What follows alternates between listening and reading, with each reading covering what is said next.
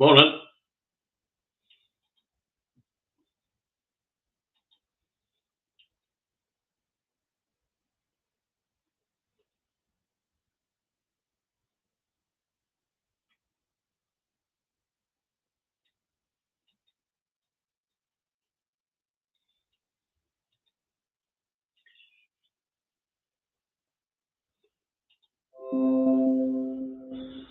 Morning, Ali.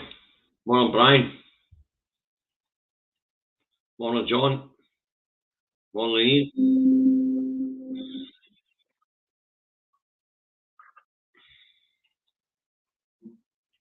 Sorry, just cut out the feedback there. I do beg your pardon. Morning, Alex. Morning, Stephen. Morning, Nigel. Morning, Anne. Morning, Tommy. Morning, Jane.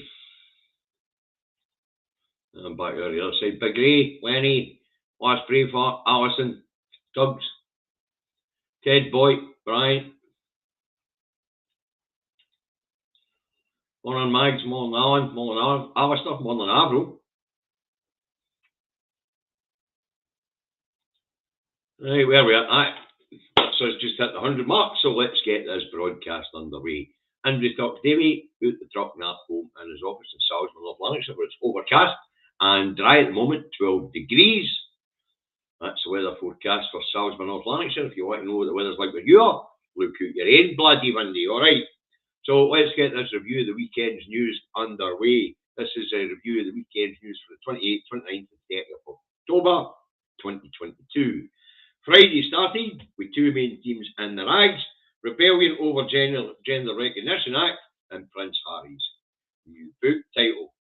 On the rebellion over the Gender Recognition Act, 7 MSPs from the SNP vote against the reforms and 2 abstain.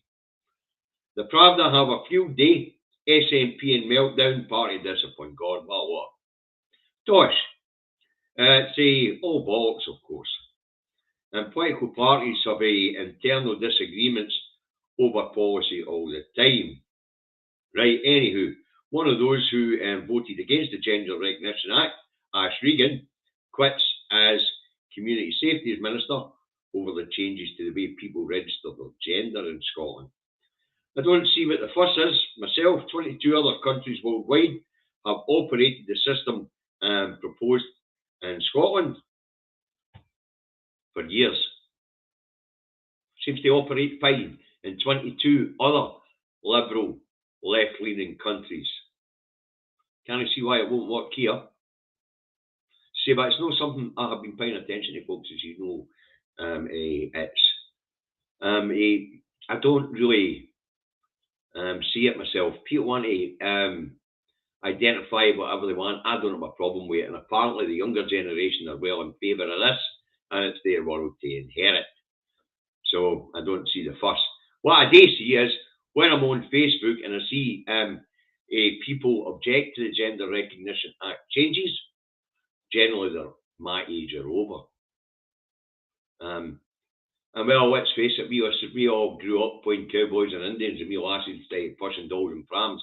We were setting our gender for us before we got to an age where we could recognise that there were differences out there. In fact, Scotland's so backwards on this stuff that it was still illegal to be gay in Scotland in the 1980s, for Christ's sake. Wow. Right, moving on. The other headline in the rags is Prince Harry's book.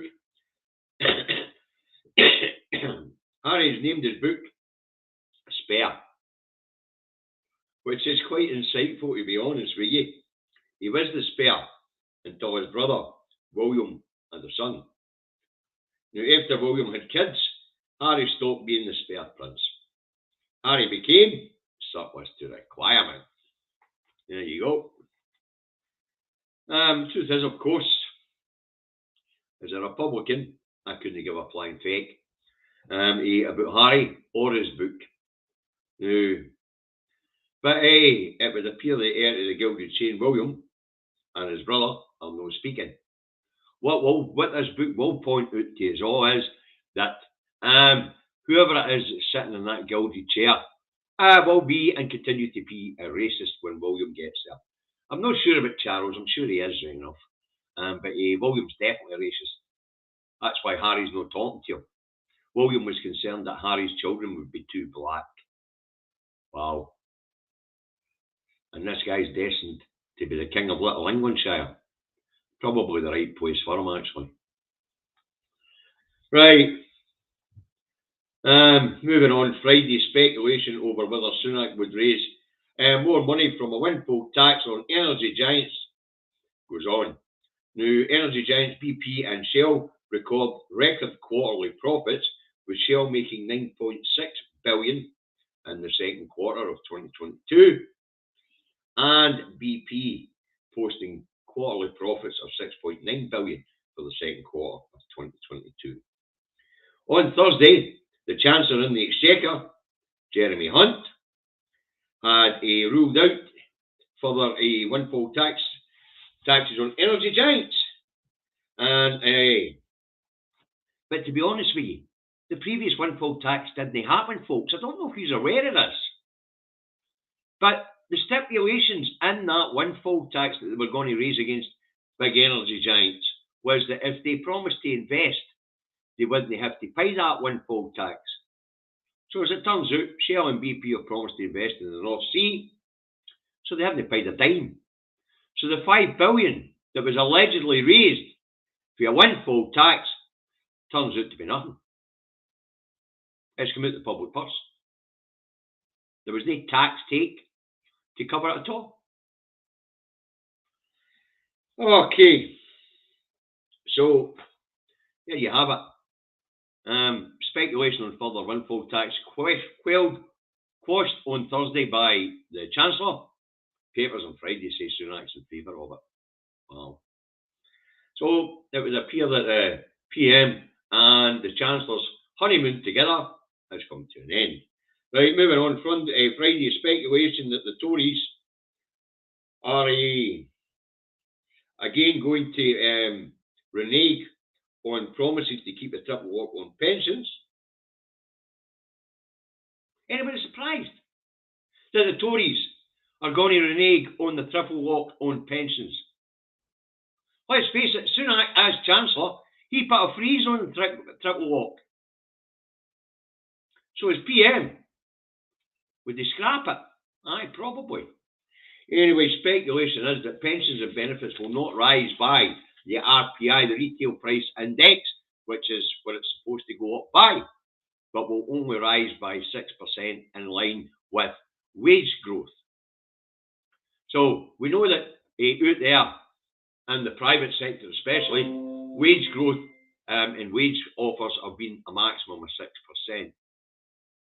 And some of the public service here in Scotland have accepted 5%. That, as I say, as it turns out, looks like Tories might renege on another manifesto pledge. They've already done it. Sunak's already done it. Looks like Hunt, his replacement's going to do it. All right. Or one of the replacements we've had recently. Right, moving on Friday, and here in Scotland, rail strikes hit the headlines again. The RMT says strikes to continue as long as it takes. So strikes to go ahead on Saturday. These strikes are hitting the economy and the environment hard. Now, the strikes see footfall in cities and towns drop at the weekends. And the other thing these strikes are doing is environmental damage. People won't give up their cars if they don't have decent public transport to get onto. So the rail strikes are seeing more and more people getting into their cars, so CO2 emissions are going to rocket. Right, moving on Friday here in Scotland, and the NHS is back in the news. NHS Borders, NHS Dumfries and Galloway are operating at or over capacity, and NHS chiefs across all health boards are expecting a bad winter. NHS Greater Glasgow and Clyde and Valley are expecting problems, and they have increased their morgue capacity back to what it was at the peak of the pandemic, folks. It's going to be a bleak, cold, hard winter. The pandemic hasn't went away, and we're about to see other respiratory illnesses which normally put extreme pressure on our NHSs every winter here in Scotland kick in. So As I say, NHS Greater Glasgow and Clyde are that concerned that they have increased more capacity to what it was at the very peak of the pandemic. Of course, the pandemic is when it hasn't gone away. Okay. Right.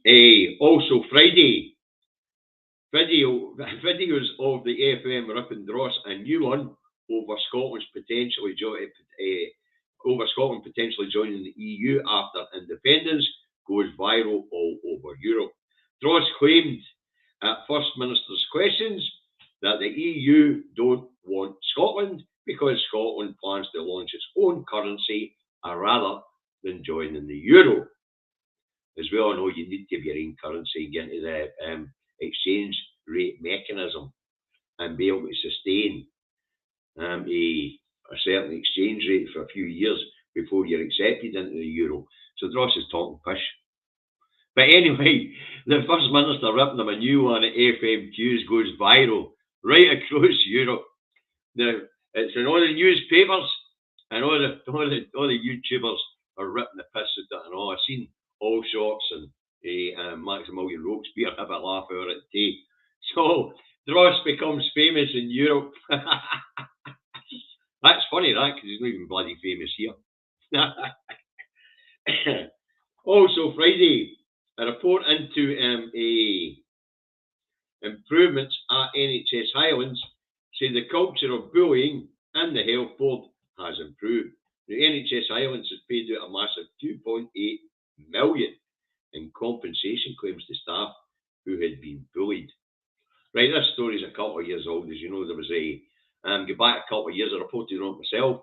There was a culture of bullying by management and senior doctors at NHS Highlands and Islands. And they, of course, they set up a whistleblowers line. The government had to step in and write up a new set of rules to ensure that they bloody well behave themselves. Well, it appears it's working. Okie dokie. Also, Friday, the Suella Braverman argument goes on in the House of Thieves and Carpetbaggers. Friday, it emerges that MI5 are not willing to work with the Home Secretary, as they believe she's a security risk. The right, after all, she resigned just 6 days earlier for breaching the ministerial code and sending sensitive security information, not just to an MP who didn't have the clearance for it, but she also tried to send it to his wife. Wow. Right, also Friday, Sunak will not be attending COP26 as climate change is not a prominent in Sunak's thinking. Sorry, kids, you're doomed. The PM in England has decided that climate's no priority. Priority for the idiots doing that road is to fix the economy. Wow. What's the point of having a functioning economy if you don't have a planet to work it on? Mental. Right, anyway, where are we? Also Friday, a blow for Labour. New poll shows that PM's personal ratings are better than Starmer's. And the same poll shows that the idiots in England actually believe that Sunak will be better for the economy than Starmer. Wow. Saying that right enough, I mean, let's face it, you can be a fag pair between the Tories and Labour right now. Tories, Brexiteers. Labour, Brexiteers. Tories will batter us with extreme, harsh austerity. And when Labour get in and they get the Treasury report on what's in the public finance, what wriggle room there is, they'll be carrying on that austerity too. It'll be a hard decade. Maybe 2.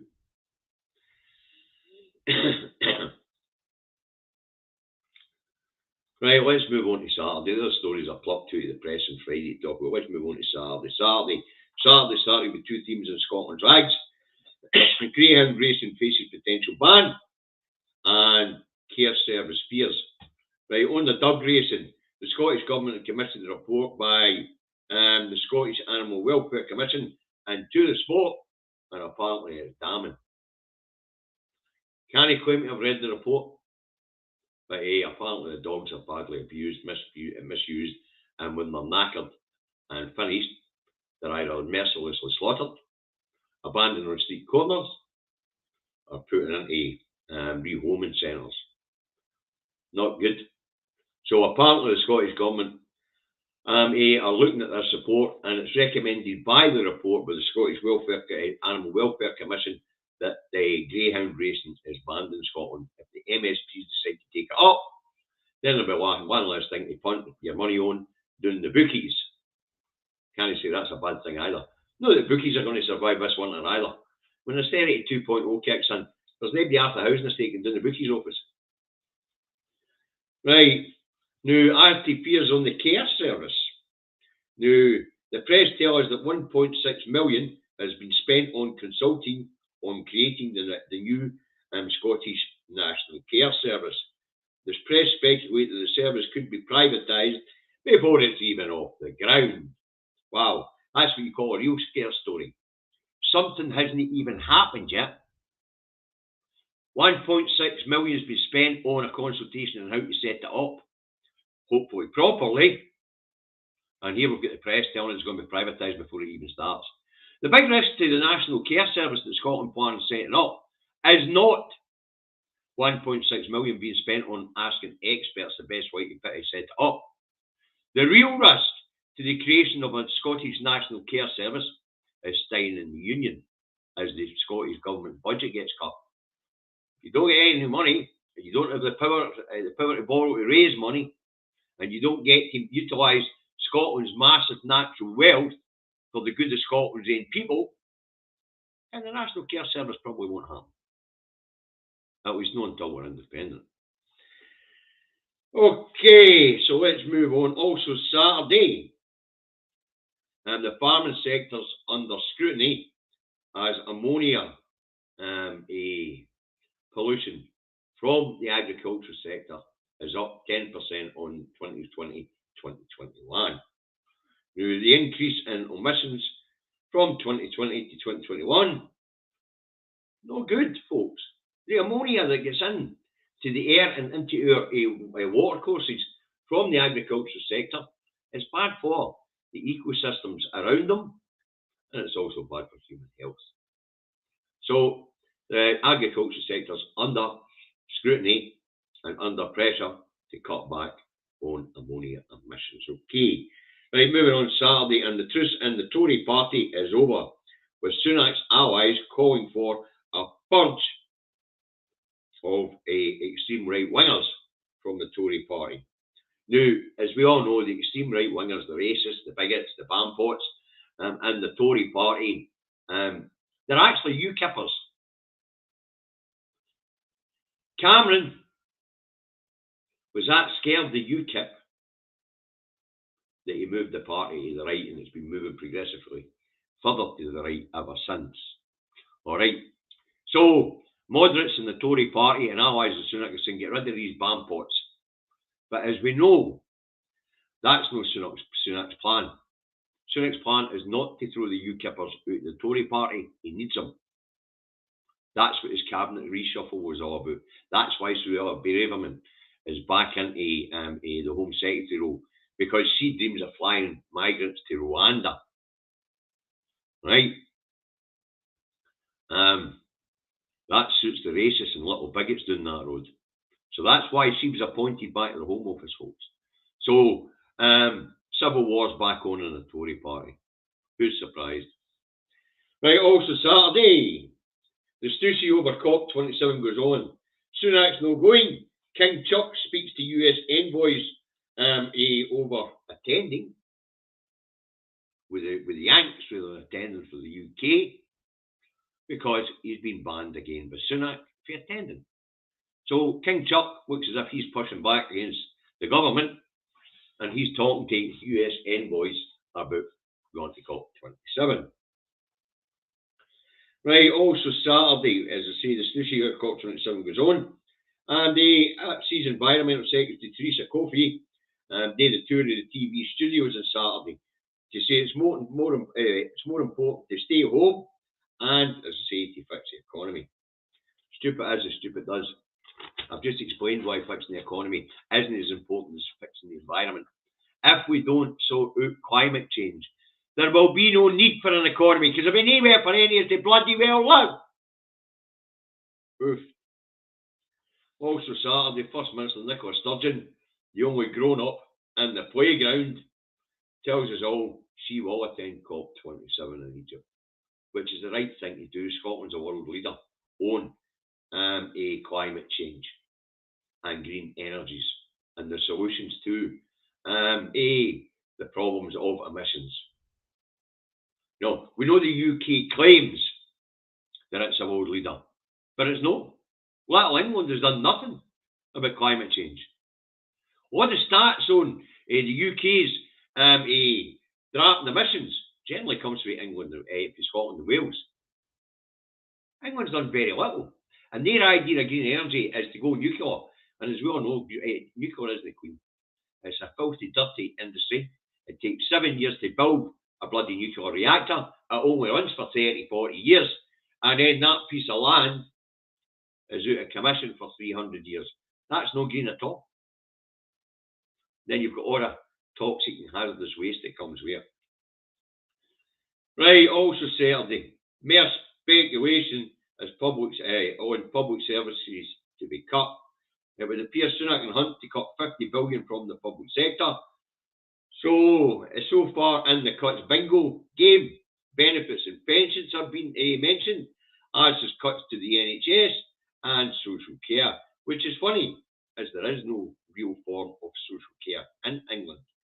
The Tories have been banging on about fixing social care since the 2019 election. It was in their manifesto. The UK government had hiked the Tories under, I can't remember who the Chancellor was at the time, I think it might be Sunak, proposed a hike to national insurance to sort out social care down that road.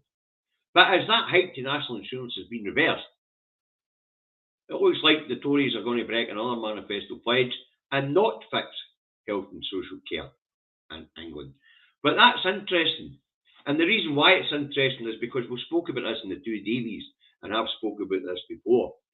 When the Tories came to power in 2011, I think it was, 2010, 12 years ago, in 2010, one of the first things they did was sat down and wrote a new Health and Social Care Act down that road. The Health and Social Care Act 2012. And as we've explained, it means that the UK government English government is no longer responsible for health and social care in England. That tells you that an insurance-based healthcare system is en route down that road. And it's probably going to get there much quicker than was expected, because as we know, as Chancellor, Sunak spent an awful lot of time in America with American private healthcare companies. They were working out how to do it. We also know that the present-day Chancellor, Jeremy Hunt, be careful how you say that one, he's been writing essays and books and studies on how to go about privatising the NHS. So believe me, folks, the NHS is not in safe hands with Rishi Sunak as Prime Minister and Jeremy Hunt as Chancellor of the Exchequer. Okay, and finally for Saturday, fee-paying schools are not happy at top universities in the UK. Moves to get more kids from deprived areas into top unis apparently is preventing privileged kids from getting the right school ties to ensure they continue to control bloody everything. So there you go, fee-paying schools, and the Toffs that send their children there are banging the UK government to stop top universities from allowing children from deprived areas who have got better grades and better chances of making it into universities. The sooner the day away with private schools, the better. Generally, they're tax avoiders. Generally, they throw out some of the worst prats on the planet. Let's have a look at the cabinet down there in the House of Thieves and carpetbaggers. As soon as the bloody things are outlawed, the better. First thing to do is tax the buggers and take away their charitable statuses watch them disappear. You won't even have to shut them down. They'll just disappear. Right, let's move on to Sunday. That's the stories I picked up for Saturday. Right, let's move on to Sunday. Sunday starts with a mixed bag in the rags. It more or less covers all the crap that happened last week. You know what happens with Sunday? You know what I mean? So the Sunday Mail goes on, concerns over American-style gun clubs in Scotland. And this is there has been a rise in these mad gun clubs. There's a few of them in Stirlingshire. There's a few of them in Peace and Galloway. Now, the concerns are being raised by one of the brothers of a victim of the Dunboyne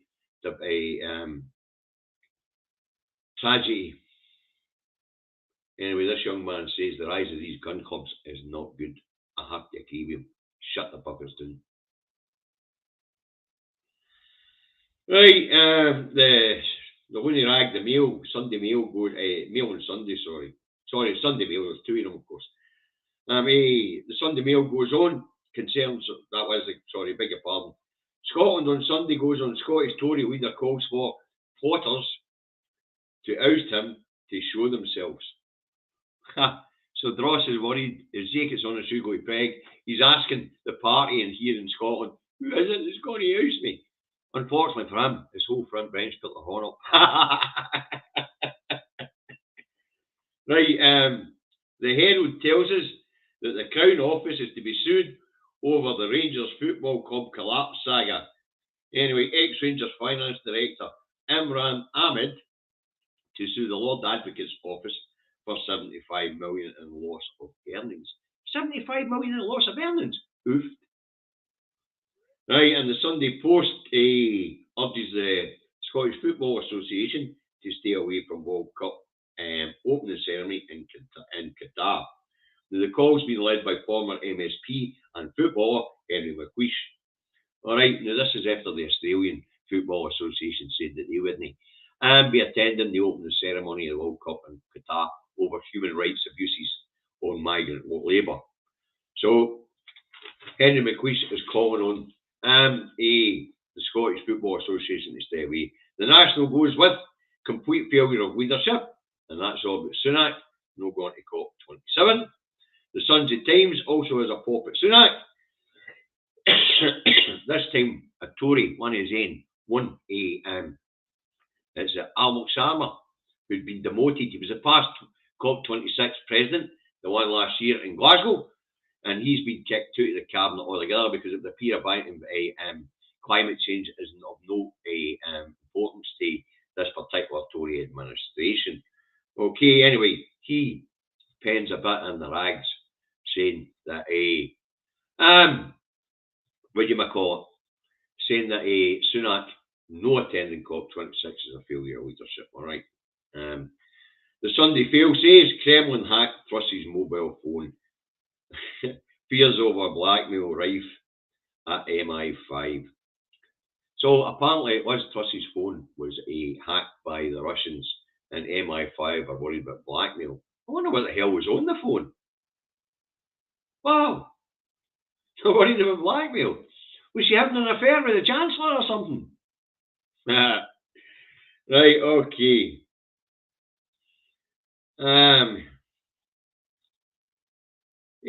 What else we got for Sunday? Sunday, we go with tours of TV stations. That was a cracker. We go with Sunday tours of TV stations, and he's up to defend Brexit. Anyway, gets on. I think it's Sophie Ridley show on Sky. Anyway, she asked him for the downsides of Brexit. Govey totally misunderstands the question and tries to tell her the upside of Brexit. Unfortunately for him, the upside of Brexit he was on about was leaving the Common Agricultural Policy, which was not a great idea, to be honest with you. We're going to see farmers go bust all over the place, and then throw in the trade deal with New Zealand and Australia, which will see hormone-injected beef and lamb hit the UK supermarkets on the cheap. Brexit's been a disaster for the agricultural sector.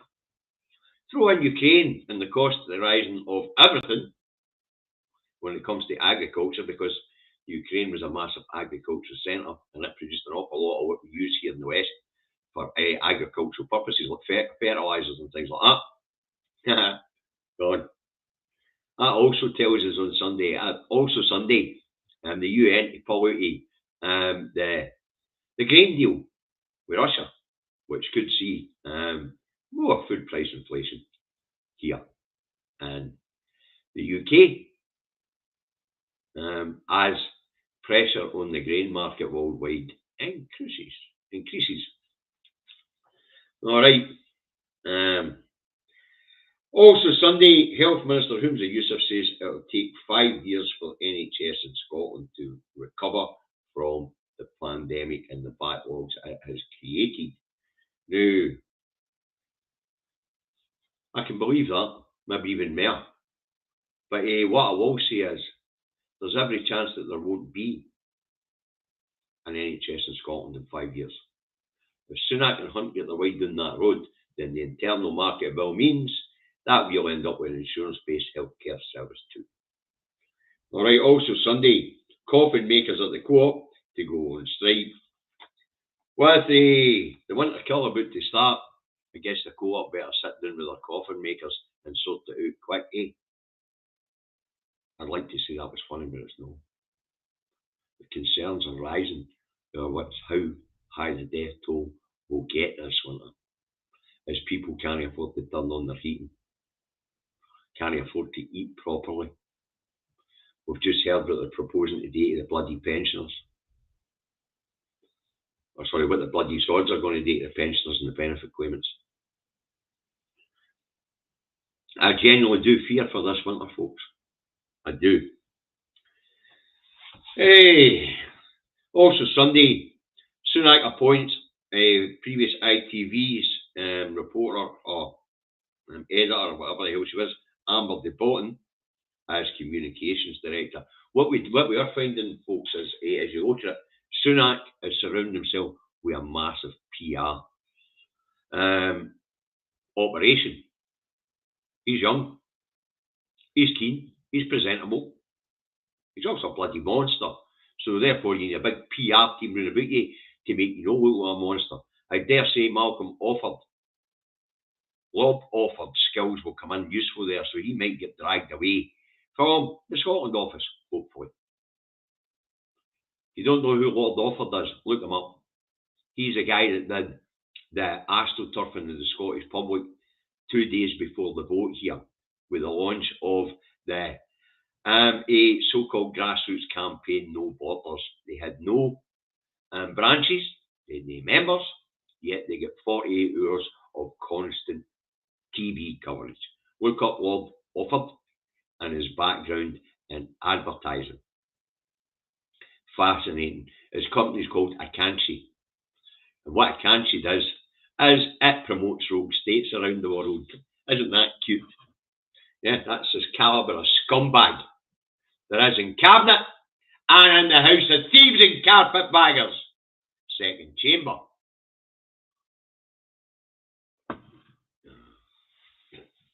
Right, what else we got? Aye, Sunday, Sinn Féin accuses the DUP of creating political turmoil in Northern Ireland as campaigning for December's election gets underway in Northern Ireland. And finally, for Sunday, Tories spend $4 billion of overseas aid budget in the UK. Now, out of the $11 billion in overseas aid, only about $3 billion is spent on bilateral aid deals.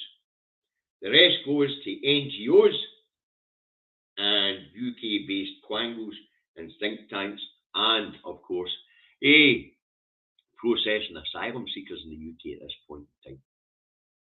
So, out of the 11 billion, 4 billion is actually being spent here. Roofed. And no spent well, no doubt. 3 billion goes in direct aid programmes, and the rest it's handed out to NGOs. Most of it will be getting spent in Ukraine at the moment. Right, there are the stories that I picked out to go over this weekend. I hope you found it entertaining. I hope you found it informative. Let's see what the rags have got to say this morning, shall we? This ought to be interesting. So, let's see what the rags have got this morning. Why is everyone click on that page inside doing 3 or 4 papers? Right, Scotland's papers, Braverman breach, fallout, and NHS worst winter. The Scotsman has demands grow for details over Braverman data breach. The Daily Telegraph goes with migrants side by side in hotel with public. If they're here, they're among us. The other bloody public. What's the problem? People are people, for Christ's sake. These people need accommodation, they need our help, they need our shelter. And we'll get right-wing loony rags like the Daily Telegraph complaining that these people are food, shelter, and respite from a bloody war. Unbelievable. What has this place become? The loony rag, the Express, has horror petrol bomb attack on migrant centre. Oh, Christ, I meant to mention that. I thought it wrote down. Aye. The right wing down that road, who have been urged on by the loony rags and Suella Braverman, who wants to fly migrants aboard. Anyway, some nut job down there petrol bombed a migrant centre in Dover, and then drove off and topped himself. The Metro goes on, petrol bomb terror at migrant centre. And of course, this is a cracking headline for the Metro. Get in line. Ex-Army chief warns politicians over security breaches and tells them, follow the rules or we'll put other people in your place. So let's get that right. Shall we? The previous head of the army, Lord Darnett, warns politicians if they don't stick to security rules, the army is going to take over. Or they'll put other people in their place. Now, where did the army get such authority? Well, what's the National vote for us this morning? MP has positive new talks on return of Rosyth Ferrylink. I thought that had already been settled. Trust was likely a hack waiting to happen, but where's the others? And a PM's integrity pledge in tatters. Right, less than a week into the job, and Sunak has broken his own promises and blown his credibility in dodgy backroom deal with Braverman, says SNP MP McDonald. The Herald has NHS needs 5 years to fix amid beds and staffing crisis. Spoke about that was in the Sunday press as well, and it's true. Brexit didn't help. All the European staff that was here have pissed off back to Europe. That's creating huge backlogs. All the social care staff that was here, who were Eastern Europeans, have also pissed off back to Europe, which is causing bed blocking. Stupid as stupid does, and that's what happens when an education system is privatised. You can blame me Gobi for that, because the English education system's failed. It's the only reason that the fucking idiots should have voted for Brexit, could have voted for Brexit. A broken education system. The Times has firebomb attack on migrants before suspect commits suicide, and NHS in England facing worst winter ever. Apparently. The Eye has Sunak under Tory pressure to U-turn over climate snub. And there's a picture of King Chuck and Sunak. For some reason, the English keep putting King Chuck at front. Did they not get it? King Chuck is a nobody. We've just had 2 half-wit prime ministers tell the Crown what they can and can't do. So much for long to reign over Little England. It would appear he reigns over nothing. The Scottish Daily Mail has children aged just 9 given puberty blockers. Demand for Scottish Gender Clinic to be closed after shocking report into treatment of vulnerable youngsters. That's between the vulnerable youngsters and their families in the clinic. And the Rancid has, the Daily Rancid has, what a bloody disgrace. Convicted badger baiter sends sick match reports of cruel battles between the hounds. Well, jail the bugger. Let's see what the Stars go for us today. That's if we'll go to the Star of the day. Here we go.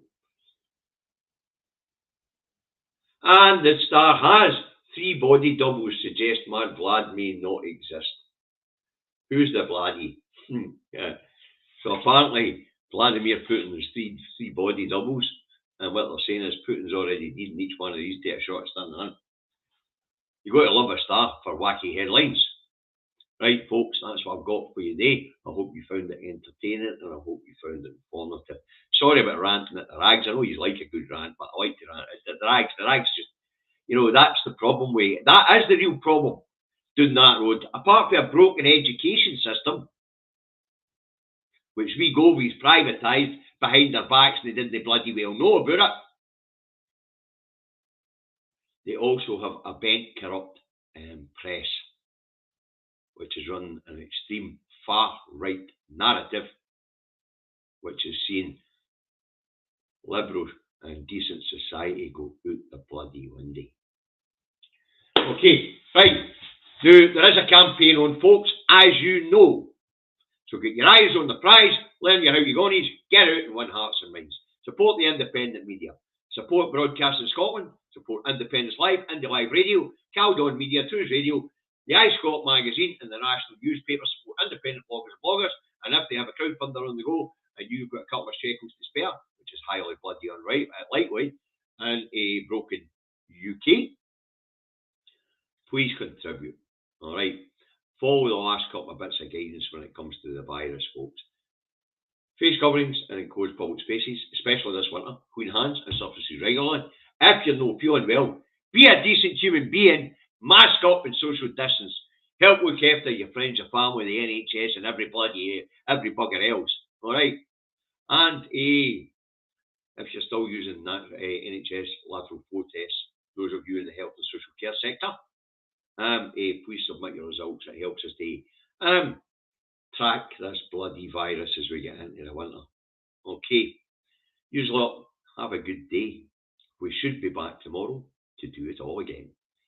See you tomorrow.